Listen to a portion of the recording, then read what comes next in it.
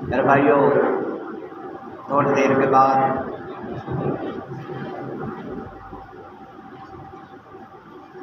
دوسری اذان کا ٹائم ہو جائے گا۔ سارے مسلمان کوشش کریں کہ بعد جماعت نماز کی ادائیگی کو ضروری بنائیں۔ پیغمبر اسلام صلی اللہ علیہ وسلم کا ارشاد پاک ہے کہ جس کا حج قبول ہو گیا وہ جنت میں جائے گا، حج مبرور۔ اور فرمایا کہ جس کا جمعہ قبول ہو گیا اس کو ایک مقبول حج کا ثواب ملا۔ یعنی کہ جمعۃ المبارک کی اتنی عظمت ہے کہ اس کے لیے تیاری کرو، اور خاص رسول پاک صلی اللہ علیہ وسلم نے فرمایا کہ کیا مسلمان سے یہ نہیں ہو سکتا کہ وہ جمعے کے لیے اپنا ایک علیحدہ لباس تیار کر لے اور اس کی سرگرمی جمعرات کے دن سے ہی پتہ چل جائے کہ وہ جمعے کی نماز کی تیاری کر رہا ہے۔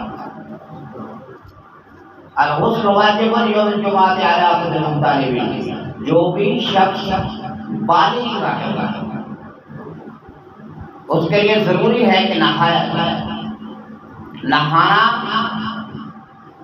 اب نبی تو کہنے کا الغسل واجب یوم الجمعہ، واجب کا لفظ فرض کے قریب آ جاتا ہے، تو ضروری نہانا چاہیے آدمی کو جمعے کے دن۔ اور جمعے کے دن نہانا فرمایا کہ یہ آپ کے سارے گناہوں کو معاف فرما دیتا ہے۔ اللہ تعالیٰ فرماتے ہیں کہ میں نے آسمان سے پانی نازل کیا، وَأَنزَلَ مِنَ السَّمَاءِ مَاءً مُبَارَكًا طَيِّبًا، اور وہ پانی جو آسمان کا ہے وہ تمہارے گناہوں کو معاف فرما دیتا ہے۔ اگر وہ پانی بارش کا رکھ کر اس کے اوپر کچھ صورتیں پڑھ لیں تو پرانی سے پرانی بیماری انسان کی دور ہو جاتی ہے۔ شجرۃ مبارکۃ، زیتون کے درخت کو مبارک کہا گیا۔ تو مبارک کی بات یہ ہوتی ہے کہ اس کے اندر اللہ تعالیٰ نے ایک ایسی چیز رکھی ہوتی ہے جو پھیلتی ہے۔ اب صرف درخت کو درخت سمجھنا کہ یہ زیتون کا درخت ہے، اللہ کہتا ہے یہ میری نشانی بن گئی۔ زیتون کھانا بھی ہے، پینا بھی ہے۔ تو جس کو اللہ تعالیٰ کہتا ہے ہو سکتا ہے اس کے اندر بڑی خاصیتیں اللہ نے رکھی ہوئی ہیں۔ یہ عربی لوگ زیتون کا تیل استعمال کرتے ہیں، لاکھوں بیماریوں سے محفوظ رہتے ہیں، اور برکت اس لیے رکھی گئی ہے اس کے اندر کہ یہ بہت سی بیماریوں کا علاج، خصوصاً فالج کے جو مریض ہیں ان کو مالش کیا جائے تو اس کے لیے یہ اکسیر کی حیثیت رکھتا ہے۔ اور اللہ تعالیٰ فرماتے ہیں کہ جس کے اندر میں برکت رکھ دوں وہ چیز بڑھتی ہے۔ حضرت انس بن مالک کو دعا دی تھی کہ یا اللہ استعمال اولاد میں اضافہ فرما تو اس کے 120 بچے ہو۔ یہ برکت ہوتی ہے بڑھ جانا کسی مال کا۔ تو تھوڑا ہونا، زیادہ ہونا یہ ایک الگ بات ہے۔ اگر 1 روپیہ اس کے اندر برکت ہے وہ تمہارے لیے بہت بڑی برکات لے کر آئے گا۔ اگر اس کے اندر برکت نہیں ہے تو وہ جل کے خاک ہو جائے گا۔ جیسے حضرت امام حسین کے سارے مبارک کو واپسی پر جب لے کر جا رہے تھے، ایک راہب نے خرید لیا تھا 1 رات کے لیے، اور اس نے جو پیسے ادا کیے ان پیسوں کے اوپر لکھا ہوا تھا کہ بس جان کری پتہ چل جائے گا کہ ان ظالموں کا حشر کیا ہے۔ اور دوسری طرف لکھا ہوا تھا لا تحسبن اللہ غافلا عما یعمل الظالمون کہ اللہ تعالیٰ غافل نہیں ہے ظالموں سے، اور اس سے جو بھی چیز خریدی گئی اس کو پکایا گیا سب جل کر راکھ ہو گیا، اگر اس سے گوشت پکایا گیا وہ بھی کڑوا ہو گیا، تو یہ بے برکتی کا سبب بن جاتا ہے۔ امام پاک کا خون گرا، شہادت ہوئی تو آسمان کا رنگ سرخ ہو گیا تھا، مٹی کا رنگ سرخ ہو گیا تھا، اور جس پتھر کو اٹھایا جاتا اس کے نیچے سے خون نکلتا۔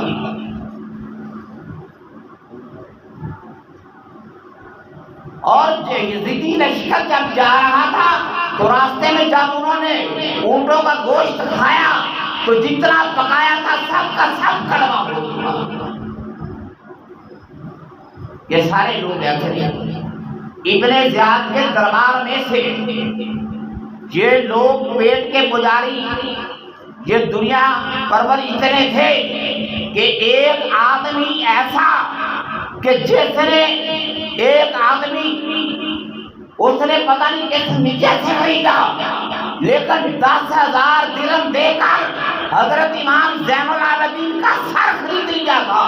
اور یہ لوگ اتنے کمینے تھے ابن زیاد کے ساتھی کہ نبی علیہ السلام کے نواسے کا سر بیچ دیے انہوں نے۔ ایک رات کے لیے 5-10 ہزار۔ تو بھائی یہی چیز ہے کہ انسان کو ہلاک کر دیتی ہے۔ اللہ تعالیٰ کہتا ہے کہ جو انسان کہ جو آدمی تمے میں چلا جاتا ہے، حضرت علی کا قول ہے کہ وہ زمین میں غرق ہو جاتا ہے، لیکن جب نکلتا ہے تو کیچڑ سے بھرا ہوا نکلتا ہے۔ اور یہی انجام ان لوگوں کا ہوا جنہوں نے آمنہ کے لال در یتیم کے نواسے کو شہید کیا۔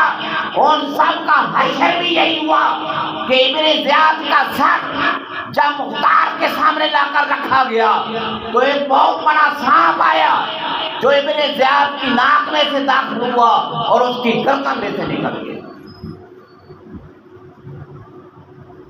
یہ حشر ہوتے ہیں۔ تو بھائی امام پاک وہ تو ایک حجت تھی۔ لوگ بڑا سوال کرتے ہیں کہ بھائی اتنی طاقت موجود ہے، اب نبی تو اشارہ کر دیں، اگر نبی اشارہ کرے کوہ احد کی طرف تو وہ سونا بن جائے،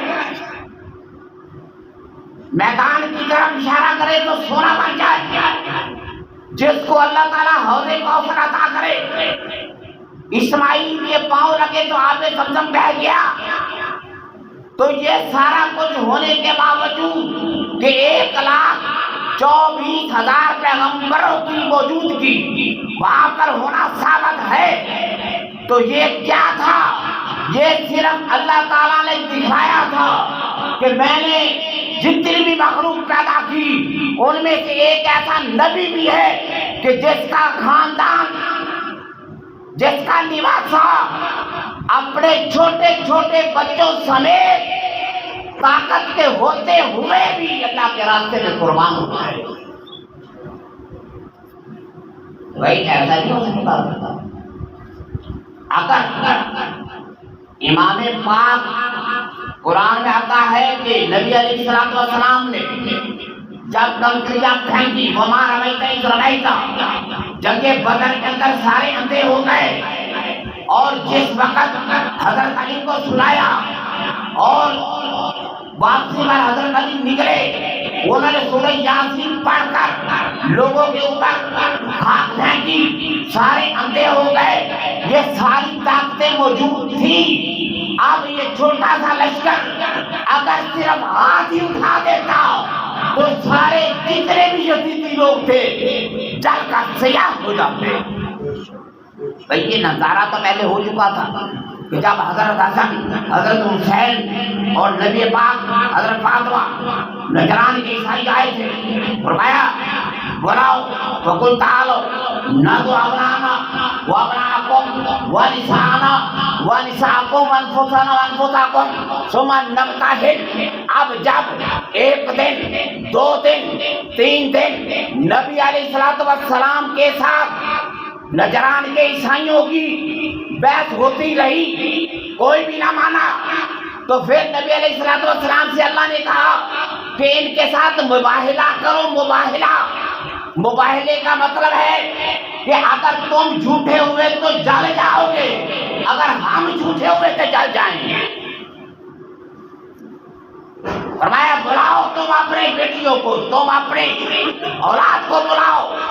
تو جب حضرت حسن، حسین، حضرت فاطمہ الزہرا، نبی علیہ السلام، حضرت علی، نبی علیہ السلام کے خاندان کے لوگ چلے تو نجران کا عیسائی ایک بادشاہ تھا، ایک اس کا بھائی وقت کا مفتی تھا. اس نے کیا بھائی لڑائی نہ کرنا، مباہلہ نہ کرنا. ابھی مباہلہ نہیں ہوا تھا، انہوں نے شکلیں دیکھی تھی.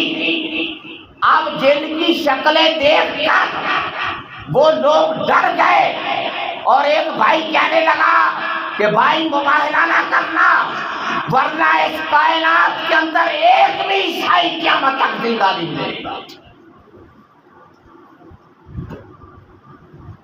بھائی یہ تو صرف ظاہری طاقت تھی، کوئی جیت کی کوئی ہار کی. کوئی آدمی کہتا ہے کہ امام حسین یہ بھائی دیکھو نہ تو وہ لڑائی کے لیے گئے تھے، عورتوں کو ساتھ لے کر کون جاتا ہے لڑائی کے لیے؟ وہ تو ایک حجت لے کر گئے تھے کہ نبی کے دین کے لیے ایسا شخص موضوع ہونا چاہیے جو کہ صداقت کو سمجھتا ہو، جو شرافت کو سمجھتا ہو، جو دین کو سمجھتا ہو، جو عیار نہ ہو، چلاک نہ ہو. اب جو لوگ بلانے والے تھے وہ تو اس نیت سے بلا رہے تھے کہ ہمارا امام نہیں ہے، تم آؤ تو ہم آپ کو امام بنائیں گے، اسی لیے بلایا تھا نا. تو موقع ہی نہیں آیا، موقع آنے سے پہلے ہی سارا کچھ برباد کر دیا گیا. اور یہ بات بھی لکھی ہوئی ہے کہ ابن سعد کے ساتھ جب بات ہوئی تو ابن سعد نے کہا تھا میں آپ کو رات کی مہلت دیتا ہوں، بلکہ حضرت امام حسین نے کہا تھا کہ بھائی تم نے خط لکھے. فرمایا کہ متبہ بن سمان کو بلاؤ، تھیلا پھینکا 1500 خط، وہ سارے لوگ مکر گئے. حضرت امام نے کہا کہ ایسا کرو یا تو مجھے سرحد پر چلے جانے دو، میں یمن چلا جاتا ہوں، وہاں پر میرے والدین کے عزیزوں اقارب میں ادھر چلا جاتا ہوں، یا سرحدوں پر جانے دو میں جنگ لڑتا ہوں، یا واپس چلے جانے دو.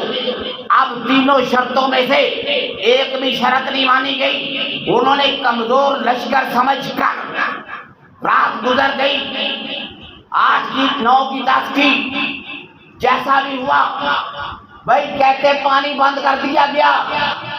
نہر فرات کا 3 دن کے بھوکے پیاسے بھائی وہ لوگ، ان کے لیے تو ہم مثال دیتے ہیں. میں کہتا ہوں کہ ایسے ایسے نبی بھی گزرے ہیں جنہوں نے کئی سال تک روزے رکھے تھے. جو حوض کوثر کے مالک ہیں یار، وہ تو صرف تمہیں ایک سبق دینا چاہتے تھے کہ اگر تم بھوک پیاس میں مبتلا ہو جاؤ دین کی خاطر. امام زین العابدین کو دیکھا امام زہری نے کہ خلیفہ نے اس طرح ہاتھ کریوں سے جکڑا ہوا ہے، دیکھ کر بڑے پریشان ہوئے. امام زہری کی آنکھوں سے آنسو آ گئے اور رو پڑے، کہنے لگے حضرت یہ کیا معاملہ ہے؟ حضرت امام زین العابدین نے ایسے ہاتھ مارا ساری زنجیروں کو پلٹ کے رکھ دیا. فرمایا کہ یہ ہم اللہ کی رضا پر خوش ہیں، اللہ جیسا چاہتا ہے، ورنہ یہ ایک زنجیر کیا ہم آسمان کی زنجیروں کو بھی توڑ دیتے. یار جو حوض کوثر کے مالک ہو، جن کی خاطر پوری کائنات کو بنایا ہو، ان کے لیے ہم ایک واقعہ بیان کرتے کرتے ان کے لیے اتنی کمزوریاں ثابت کر جائیں. میں کہتا ہوں لڑنے والوں میں کوئی بے صبرا نہیں تھا، لڑنے والوں میں کوئی بھی ایسا نہیں تھا جو بہادری نہیں دکھا سکتا تھا، لڑنے والوں میں کوئی ایسا کمزور دل نہیں تھا، بلکہ ایسے لوگ تھے کہ حضرت مسلم بن عقیل کے بیٹے نے کہا تھا کہ اگر ہمیں پتھروں سے لڑنا پڑا، روڑوں سے لڑنا پڑا، ہم لڑیں گے لیکن واپس نہیں جائیں گے. امام حسین نے ایک جگہ پر پتا چل گیا کہ اب میرا تو انہوں نے مجھے ختم کر دینا ہے، اور آج کی تاریخ میں قرآن کی تلاوت وَلَا يَحْسَبَنَّ الَّذِينَ كَفَرُوا أَنَّمَا نُمْلِي لَهُمْ خَيْرٌ لِأَنفُسِهِمْ إِنَّمَا نُمْلِي لَهُمْ لِيَزْدَادُوا إِثْمًا وَلَهُمْ عَذَابٌ مُهِينٌ مَا كَانَ اللَّهُ لِيَذَرَ الْمُؤْمِنِينَ عَلَىٰ مَا أَنتُمْ عَلَيْهِ حَتَّىٰ يَمِيزَ الْخَبِيثَ مِنَ الطَّيِّبِ وَمَا كَانَ اللَّهُ لِيُطْلِعَكُمْ عَلَى الْغَيْبِ وَلَٰكِنَّ اللَّهَ اب یہ دیکھو مَا كَانَ اللَّهُ لِيَذَرَ الْمُؤْمِنِينَ 10ویں کی رات جس کے سامنے کوئی پوری مشینری ریاست پوری جس کے مقابلے میں کھڑی ہو، اور جو بے وسائل ہو، جس کے پاس پانی تک نہ ہو، جو تک نہ ہو، لیکن رات کی تاریکی میں وہ قرآن کی تلاوت کر رہا ہے. اس سے بڑا قاری قرآن کون ہے بھائی؟ وہ بوڑھا جس کے سامنے جوان علی اکبر کا لاشا گرا، نہیں گھبرایا. بچہ معصوم علی اصغر کا لاشا گرا، فرمایا میرے 1400 بھی علی اصغر ہوتے اللہ کے راستے میں قربان کر دیتا. کوئی پرواہ نہیں کی، آخری جان تک جو وہ چاہتے تھے کر دی، لیکن ان کا غصہ ٹھنڈا نہیں ہوا. مرنے کے بعد تو دشمنیاں ختم ہو جاتی ہیں، مرنے کے بعد تو کوئی لڑائی نہیں ہوتی، لیکن پھر ان نفوس قدسیہ کو خاندان رسول کی ان کو لے کر ابن زیاد کے دربار میں جانا اور وہاں پر جا کر ان کی نمائش کرنا، اور ابن زیاد کا حضرت حسین کے منہ پر چھڑی لگانا اور کہنا حاضر کذاب، یہ جھوٹا آدمی ہے، اس کا باپ بھی جھوٹا ہے. اب یہ دیکھو اس کے اندر اب کون سا آدمی ہے جو حضرت حسین اس کے والد کو بھی کذاب کہتا ہے، اور سب سے بڑا کذاب تو ابن زیاد تھا، اس سے بڑا لعنتی کوئی بھی نہیں ہے جو حسین کو کذاب کہہ رہا ہے. اس کا باپ جو زیاد نا بیت اللہ ابن زیاد، اس کا والد تھا زیاد، یہ بصرے کا گورنر تھا، علی کا امیر المومنین علی بن ابی طالب نے اس کے باپ کو بصرے کا گورنر بنایا تھا. اس کے بعد یہ بصرے کا بھی، اس کے بعد جب نعمان ابن بشیر اس نے ڈھیل دی، یزید نے اس کو بھی مقرر کر دیا، اور اتنی محبت تھی، اتنی محبت تھی، بڑی دفعہ خط لکھا اس کے باپ کو کہ آؤ امیر شام نے کہ میری فوج کی طرف آ جاؤ. فرمایا کبھی نہیں ہو سکتا، میں جب تک زندہ ہوں علی کا ساتھ نہیں چھوڑ سکتا. لیکن اتنا ناخلف بیٹا نکلا جو اولاد خون کا